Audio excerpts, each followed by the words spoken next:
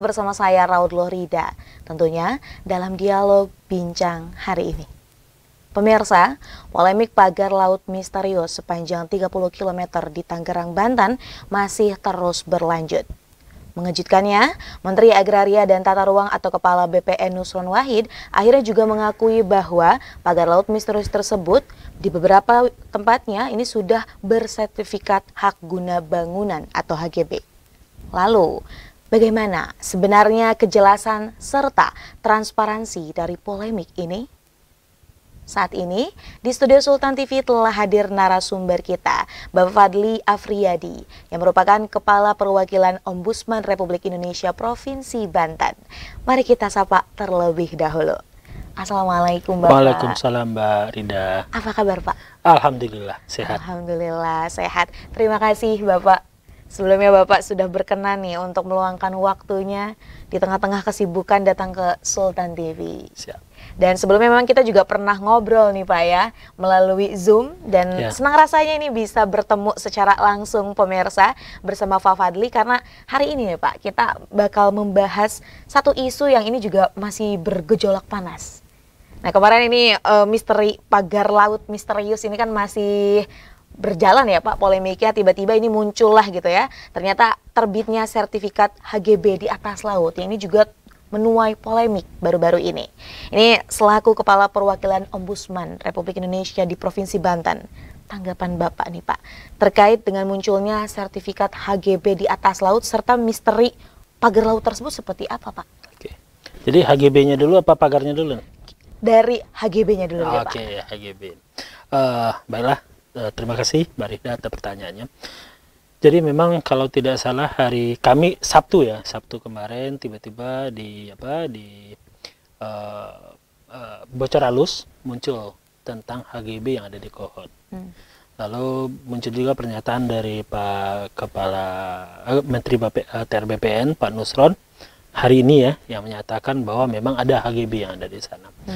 Secara mendasar sebenarnya tidak boleh ada hak di laut. Keputusan Mahkamah Konstitusi tahun 2010 menyatakan laut itu adalah bebas akses, tidak ada hak di laut, yang boleh adalah izin, karena laut ini adalah milik umum ya, dan dikelola oleh negara. Nah, di saat sekarang tiba-tiba muncul isu adanya hak di laut, tentu ini yang harus disampaikan ya. Kementerian ATR BPN khususnya tentu saja Kanwil BPN Banten dan Kantah Kabupaten Tangerang seharusnya menjelaskan kepada masyarakat apakah satu ya keberadaan HGB tersebut. Yang kedua, apakah sudah sesuai dengan aturan. Kalau memang sudah sesuai aturan dan perundangan yang berlaku, ya disampaikan saja. Nah, kalau memang tidak, ya tentu harus dikoreksi. Ya, tidak ada yang salah dari mengkoreksi kebijakan yang tidak tepat. Dan yang paling penting, sebagaimana yang disampaikan oleh Pak Nusron tadi, akan dikoordinasikan dengan BIG untuk memastikan apakah memang ya HGB yang sudah keluar ini posisinya ada di laut. Ya. Meskipun kalau kita buka aplikasi Bumi ATR itu terkesan atau menunjukkan bahwa posisi HGB itu ada di laut. Nah kita tunggu ya, Pak Nusron mengatakan sampai hari besok Selasa itu akan dipastikan apakah memang ini ada di laut. Di saat posisinya memang di laut, semestinya tentu dilakukan koreksi sebagaimana mestinya. Dan kalau memang ini berada di laut, nah pertanyaannya bagaimana itu bisa keluar, apakah sesuai dengan prosedur apa tidak, itu yang harus diperdalam tentu saja. Karena bisakah itu muncul di laut, tentu semestinya tidak. Yang ada di laut ini kan kalau itu merupakan reklamasi, itu ada tahapan yang harus dipenuhi. Mereka harus mengajukan perizinan dulu untuk reklamasi, ada PKK PRL di sana, ada AMDAL di sana, sampai akhirnya izin reklamasinya keluar.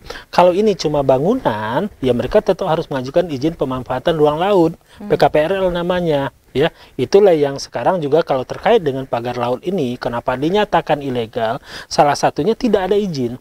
Dan bukan cuma tidak berizin, tidak ada yang mengajukan izin. Jadi pagar laut ini dibangun, tidak ada yang mengajukan izin. Sehingga akhirnya dinyatakanlah bahwa pagar laut ini ilegal Karena jangankan berizin, yang ngajuin izin aja nggak ada kok sampai sekarang gitu loh. Oke, baik. Jadi ini kan jadinya satu kebingungan gitu Pak ya. Yang mengajukan izinnya juga tidak ada. Nah, tapi tidak ini ada. ketika akhirnya menjadi polemik Pak, ini kan juga ramai. Kita bahas yang pagar misterius dulu nih Pak. Ini kan kemarin udah ada ibu-ibu bahkan mencoba untuk mencabut pagar tersebut. Bahkan kemarin juga akhirnya beberapa sudah dicabut. Namun ini kan langsung keluar statement juga bahkan dari menterinya sendiri ya Pak ya, bahwa ini sayang rasanya pencabutan itu dilakukan padahal masih dalam proses investigasi. Ini sebenarnya apa? Ini kan akhirnya netizen gitu kan atau masyarakat Indonesia bertanya, ini kok simpang siur seperti ini? Ini tanggapan Bapak mengenai case seperti ini seperti apa Pak? Oke, pertama ingin saya jelaskan dulu bagaimana posisinya Ombudsman. Ombudsman ini adalah pengawas penyelenggaraan pelayanan publik. Apa pelayanan publik yang ada terkait dengan pagar laut adalah terkait dengan hak nelayan untuk mencari kehidupannya menggunakan akses laut yang seharusnya terbuka. Nah, dengan adanya pagar laut ini, nelayan ini tidak mendapatkan haknya. Pada posisi itulah Ombudsman masuk. Karena apa? Karena hak-hak masyarakat yang terganggu. Nah, sekarang sampai hari ini, ya, seandainya pagar laut ini tidak dibongkar, teman-teman bayangkan itu ada 3.888 nelayan, hampir 4.000 nelayan, belum lagi keluarga mereka yang ada di sepanjang 30 kilometer ini. Kalau itu tidak dibongkar, berarti setiap hari mereka akan mengalami kerugian, mengalami masalah ya. Masalahnya apa? Satu, sudah disampaikan di mana-mana. Mereka membutuhkan biaya lebih besar karena harus mutar-mutar. Ya, ini bukan kayak pagar di depan rumah kita yang cuma satu baris. Ini berlapis-lapis ya. Ada barisan pertama, kedua, ketiga, keempat. Nah, di dalamnya ada kotak-kotaknya kayak labirin. Jadi itu kayak permainan apa dulu apa? Tikus mencari makan itu kan dia harus cari menemukan jalan. Ya begitu. Nah, kalau di malam hari di sana gelap, itu rawan tertabrak oleh nelayan. Kunjungan kami yang terakhir ke sana minggu yang lalu, itu di siang hari pun menggunakan kapal nelayan, ini memang ada yang terbuka, nelayan memperkirakan ini masuk, ternyata Tidak. di pas-pasan, akhirnya nabrak gitu. Di siang hari pun bisa. Jadi itulah kenapa kalau sikapnya Ombudsman adalah akan lebih baik untuk secepatnya dibongkar. Nah, bagaimana dengan yang disampaikan oleh Menteri Kelautan dan Perikanan? Tentu kami tidak bisa banyak berkomentar ya. Mungkin memang ada aturan atau SOP atau apapun itu di Kementerian KKP yang menyatakan sehingga harus diberikan batas waktu. Tapi kalau keperluan penyidikan, hemat kami kalau untuk Ombudsman tidak ada masalah kalau ini dibongkar. Nah, entah penyidikan yang lain, apakah memang harus ada 30 km, 30 meternya, atau mungkin cukup disisakan beberapa saja kalau cuma untuk keperluan penyelidikan. Teman-teman bayangkan ya, 1 meternya itu sekitar 10 batang bambu. 1 meternya Pak? 1 meter itu 10 batang bambu. Nah, dia ada berapa lapis? Memang yang di dalam ini lebih renggang ya. Nah, taruhlah lipat 2 lah, jadi 20 meter, 20 batang bambu. 30 kilometer itu ada 600.000 batang bambu yang ada di sana. Ya, betapa itu mengganggunya ya. Kalau itu nelayan yang menggunakan alat tangkapnya adalah jaring, ya mereka kesulitan. Kalau di pagar-pagar, akhirnya mereka harus ke laut lepas. Padahal kapalnya kecil. Jadi banyak kerugian yang dialami masyarakat kalau ini masih belum dicabut. Itu dari sisi kerugian masyarakat. Sisi yang lain, ya ini kan saya yakin juga ini menguras energi kita setiap hari ya. Betul, pemberitaannya selalu seperti itu ya Pak ya. Jadi akan lebih baik ini cepat diselesaikan.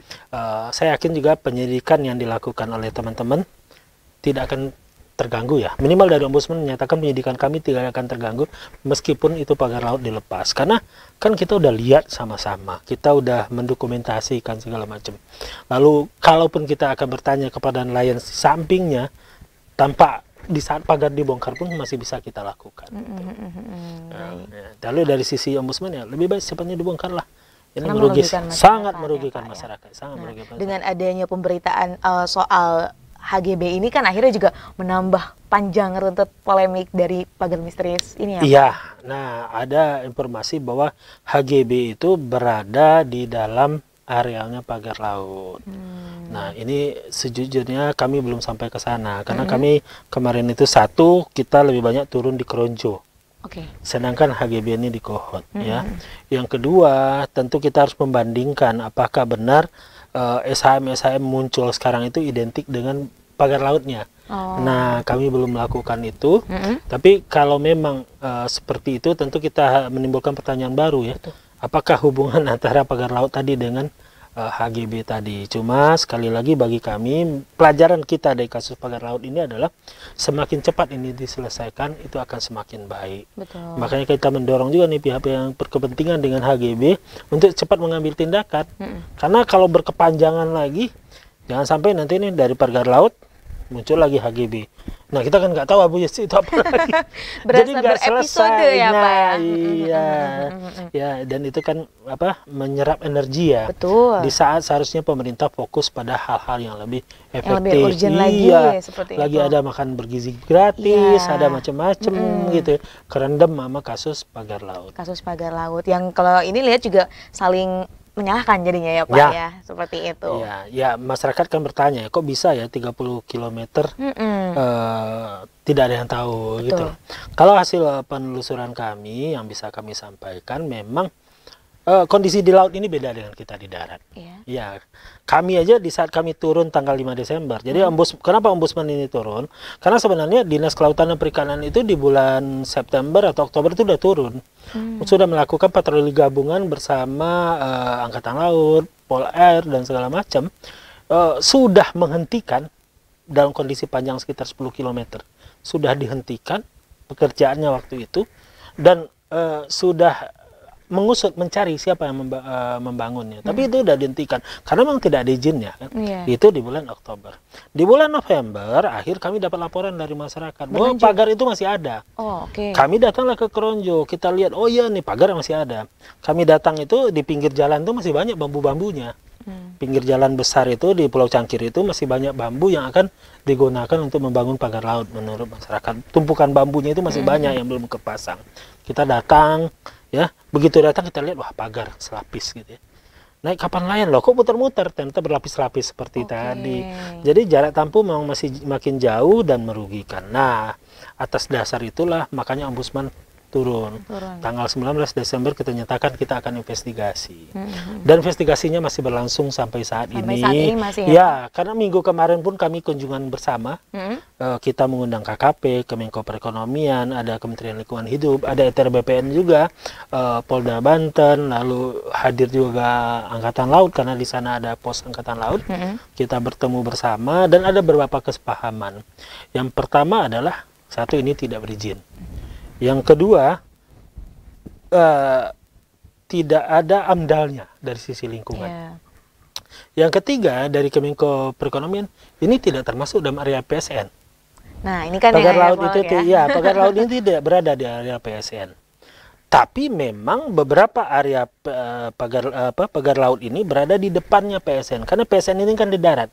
Ini kan di laut. Jadi ini batasnya PSN, di depannya ada pagar laut memang.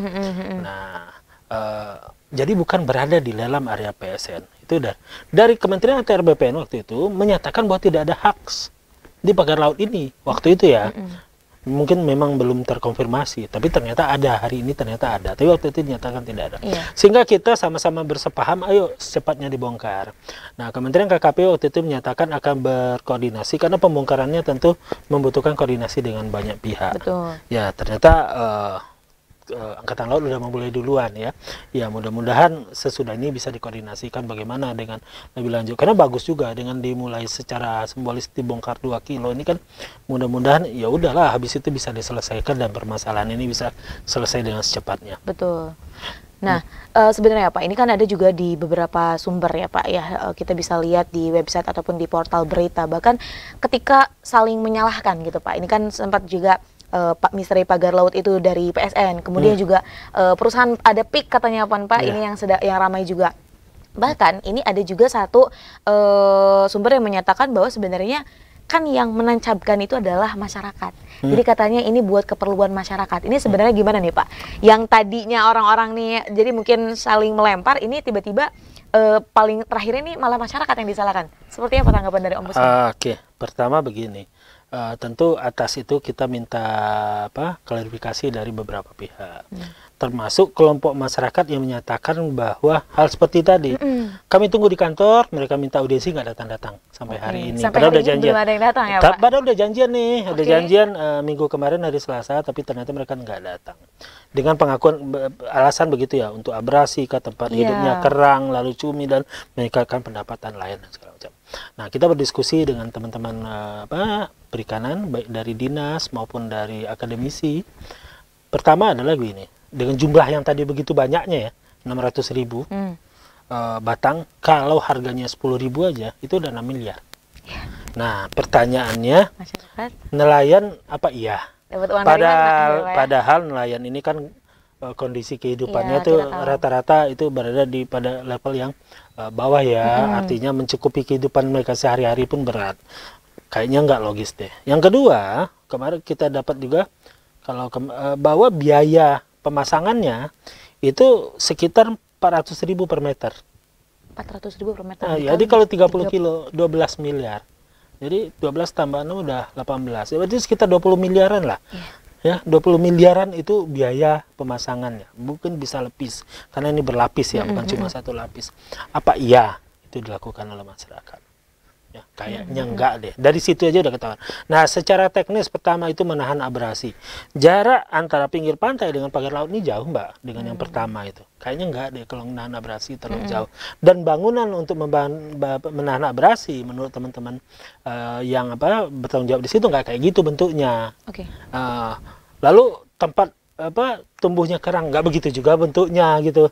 Lalu apalagi untuk tempat hidupnya kepiting menahan agar ya kan ini berlobang-lobang, kalau kepiting cumi mata ikan kemana-mana gitu. Jadi nggak bisa juga itu menjadi pembatas area tangkap nelayan, dan nggak ada juga area tangkap nelayan itu dibatas-batasin gitu ya.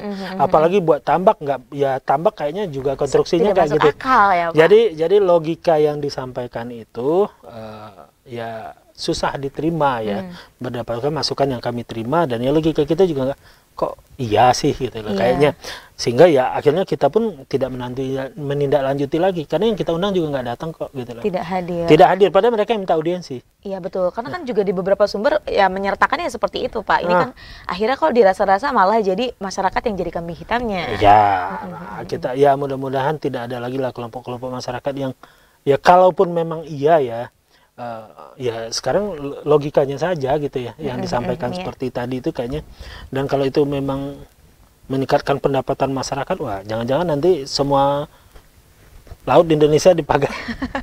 Betul, Pak. Jadi kan ibaratnya loh kok ini laut malah dimiliki oleh perseorangan. Cuma kembali lagi pertanyaannya deh, ini kan pagar ya, pagar itu buat apa sih gitu? Itu sih yang memang harus kita jawab. Ya. Nah, kalau dari sisi ombudsman sekali lagi yang kita penting adalah bagaimana pelayanan kepada masyarakat. Pelayanan masyarakat terganggu nih, dong kementerian selesaikan. Lalu bagaimana pengawasan ke depan agar tidak berulang. Pelajaran dari di stop 10,7 kan di stop, malah naik jadi 30,3. Nah itu dia. Artinya adalah kan ini laut ya, tidak mungkin ditungguin gitu loh. Iya kan, kalau di darat kan bisa ditungguin ya. Taruhlah ini ya, maaf perapian yang dilakukan atas pedagang ilegal kaki lima umpamanya, ya dirapihin gitu, habis itu kan bisa ditungguin, taruh petugas di situ. Di laut kan nggak bisa gitu loh. Nah dengan kondisi yang begitu panjang segala macam, ya jangan sampai nanti muncul-muncul tiba-tiba bulan depan jadi 40 atau 50 gitu loh. Atau lebih. Atau lebih. Tapi kalau ini sudah dibongkar, tentu di saat muncul lagi orang akan bisa, nelayan juga bisa bilang, oh kok nambah lagi gitu. Karena sudah tidak boleh ada lagi. Nah ini juga berkenaan dengan HGB ya Pak ya, yang tadi ini juga yang sedang kita bicarakan. Tadi juga Bapak menyampaikan bahwa ya laut itu wilayahnya ya tidak bisa ada sebuah pembelian lah seperti itu. Nah ini kalau ternyata ya Pak ya, ini tentang sertifikat dari HGB itu masih berlanjut, apakah ada dampak hukum yang timbul nih Pak? Pertama gini, prinsipnya tidak boleh ada HGB di laut. Nomor satu. Kenapa? Laut itu adalah punya negara, bebas, ya, bukan HGB. Nah, izin bisa. Untuk orang membangun rumpon atau tempat pancing gitu. Atau malah kalau nggak ya reklamasi. Yang penting lakukan sesuai prosedur yang prosedur. ada. Nah, di saat ini HGB ini muncul, pertanyaan berikutnya, kenapa bisa? Nah, ini tentu yang harus disampaikan apa adanya. Kalau memang ini sudah sesuai ketentuan, ya tentu kita harus terima. Tapi kalau ini tidak sesuai ketentuan, ya seharusnya dikoreksi. Nah, yang paling dasar yang jadi pertanyaan tadi, apa iya di laut bisa keluar HGB? Nah, pertanyaan-pertanyaan ini yang harus dijawab kan. Termasuk juga bagaimana nih cara pengukurannya, melaut kok gitu ya, kok bisa keluar izinnya, gimana cara ngukurnya gitu, gimana cara menentukan, kalau kita nih mengurus surat tanah kita kan diukur dulu ya, betul. Diukur lalu ditanya sampingnya punya siapa, ini punya siapa, ini bagaimana teknis seperti itu. Nah, ini kan harus dijelaskan kepada masyarakat. Intinya adalah jangan sampai ini semakin lama semakin liar sehingga akhirnya menimbulkan keributan yang tidak perlu. Betul. Kita mendorong ya kalau memang ini bermasalah selesaikan sebagaimana mestinya. Tapi kalau memang ini sudah benar, sudah sesuai ketentuan, ya jelaskan kepada masyarakat sehingga tidak menimbulkan praduga-praduga yang tidak menentu. Ini kenapa pagar laut ini lama kan berbeda dengan Bekasi. Ada pagar laut Bekasi, di Bekasi cepat juga selesai. Betul. Kenapa? Karena itu pengajunya jelas. Dia udah mengajukan izin, ya, dan ternyata ditolak izinnya, tapi dia tetap bangun. Nah, saya tidak internal ke dalam. Selanjutnya saya tidak paham lah ya. Tapi yang jelas itu ada pengajunya. Nah, beda dengan ini nggak tahu, yang ngajuin aja nggak ada. Bagaimana menindaklanjuti dan dengan panjang yang sangat luar biasa ini kan. Akhirnya orang kan selalu bertanya, itu bambunya ngambil dari mana? Iya, betul. Bagaimana cara bambu itu sampai ke lokasi? Ya kan? Lalu bagaimana teknis pemasangan? Apakah ia cuma dipukul atau menggunakan alat berat? Nah, ini semua yang sedang kita investigasi bersama. Betul. Tentu saja sesuai dengan peran fungsi ya. Kalau Ombudsman fokus pada pelayanan publiknya. Fokus pada pelayanan publik. Memang aneh sih Pak ya. Mungkin di zaman yang semakin maju ini gitu kan, nggak mungkin ujuk-ujuk menggunakan dengan cerita jin yang menancapkan ya Pak ya. Iya. Jadi pasti yang tadi juga menjadi pertanyaan adalah ini siapa yang membawanya, peralatan seperti itu nggak mungkin yang tiba-tiba cering ada di laut seperti itu. Nah, ini kemudian Pak, ini kan Bapak juga tadi bukan hanya Bapak, kita juga gitu kan selaku masyarakat Indonesia yang ini udah gerah ibaratnya pengen cepat selesai. Kalau dari respon pihak terkait yang di wilayah Bantennya sendiri ya, salah satunya adalah Kanwil dari BPN ini, bagaimana Pak? Kalau terkait dengan HGB ini kan baru ya. Iya. Sedangkan kami sebenarnya masih fokus pada pagarnya nih gitu ya. Kaget juga kok tiba-tiba jadi HGB gitu ya. Tapi kalau dari Dinas Perikanan lalu Pemda selama ini koordinasinya bagus, kerjasamanya bagus. Ya cuma kan meskipun ini berada dalam kewenangan Pemda Provinsi 12 mil, tapi ini pengawasan itu kan ada di pusat ya. Pemda juga ngawasinya, ini memang harus kerjasama. Belum lagi ya dengan luasnya yang sangat luas tadi, sangat panjang itu ya yang 30 km ini, ya tentu perlu kerjasama semua pihak gitu ya. Pemda tentu dengan kemampuannya, sumber dayanya harus butuh dukungan dari semua pihak. Saya yakin sih, saya dapat informasi ya beberapa hari ke depan ini juga akan ada upaya-upaya untuk penyelesaian agar ini lebih cepat ya. Karena semua pihak sekarang masih berkoordinasi. Kan Pak Presiden saja sudah memerintahkan. Betul. Gitu ya. Iya, itu malah berseberangan, ini kan jadinya aneh nih Pak. Ya, makanya secepatnya mudah-mudahan capek juga lah kita masyarakat Banten Pak. Ya. Banten terkenal tapi lagi-lagi dengan polemik saja gitu. Nah, itu. Mudah-mudahan seharusnya kan kita dengan prestasi ya. Tahun baru lah Pak, ini 2025 kita harusnya punya banyak prestasi seperti itu. Nah, kemudian ya ini Pak, kalau semisal ternyata ini ya meskipun tadi Bapak juga menyampaikan bahwa ini masih tahap koordinasi dan ini kan pasti butuh waktu. Nyatanya ini akan berlangsung lama seperti itu ya Pak, dan mungkin alot gitu. Ini langkah yang akan diambil oleh Ombudsman sendiri seperti apa? Ya, tentu sekali lagi Ombudsman itu outputnya adalah menyarankan tindakan korektif perbaikan. Yang melaksanakannya tetap penyelenggaraan negara. Nah, dalam hal ini ada KKP di sana, ada kementerian terkait, ya mungkin juga ada TNI Polri yang bisa membantu. Kami selalu mendorong ya agar secepatnya diselesaikan permasalahan pagar laut ini. Semakin lama, hitungan kami kemarin per hari nelayan ini dirugikan 50.000 sampai 100.000. Ya, bayangin ada 4.000, 50 sampai 100.000 per hari, itu angkanya juga banyak.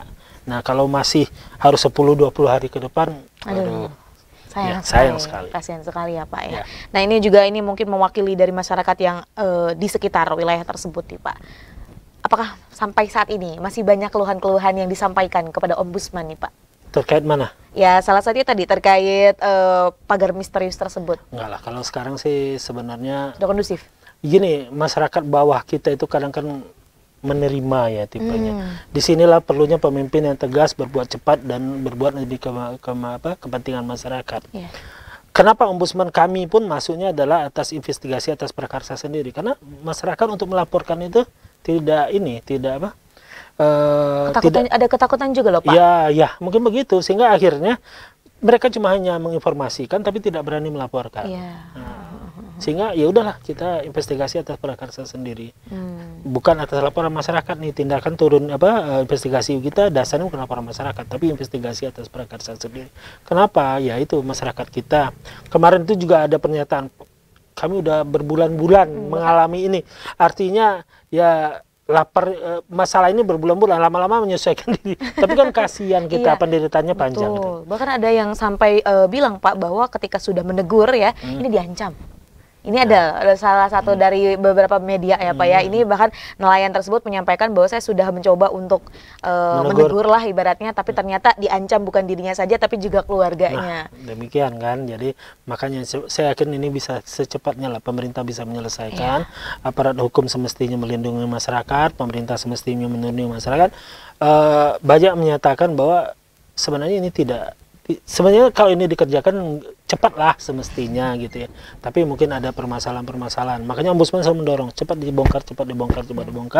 Dan terkait HGB, sampaikan apa adanya. Kalau memang ada masalah, cepat dilakukan koreksi dan perbaikan. Ya, karena di era internet seperti ini, ya media sosial di mana-mana, membiarkan permasalahan itu tidak cepat diselesaikan itu justru akan membuat masalah itu semakin besar dan melebar kemana-mana.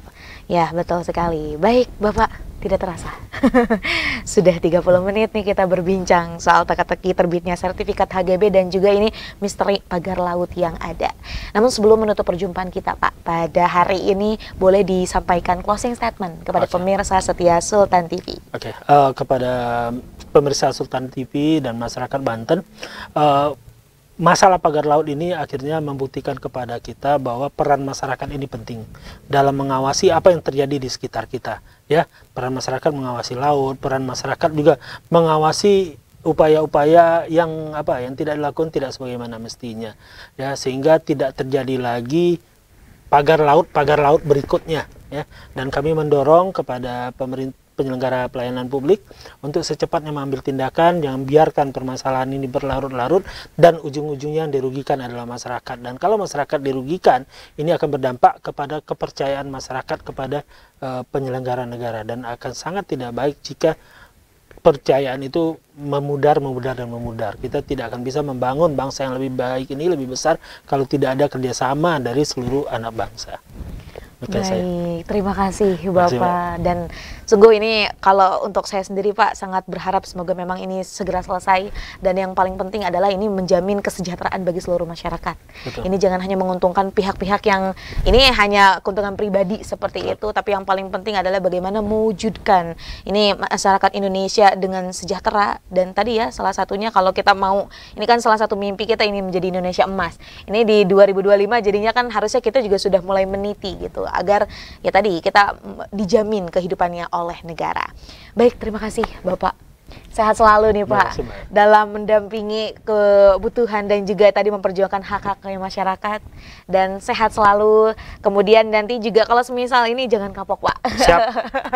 Untuk berbincang di studio Sultan TV. Kita tutup Pak perjumpaan kita pada hari ini. Pemirsa setia Sultan TV dimanapun Anda berada.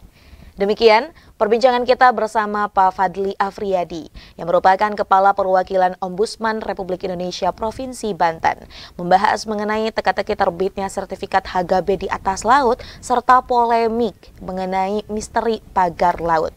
Semoga apa yang kita perbincangkan hari ini dapat bermanfaat dan juga berkelanjutan.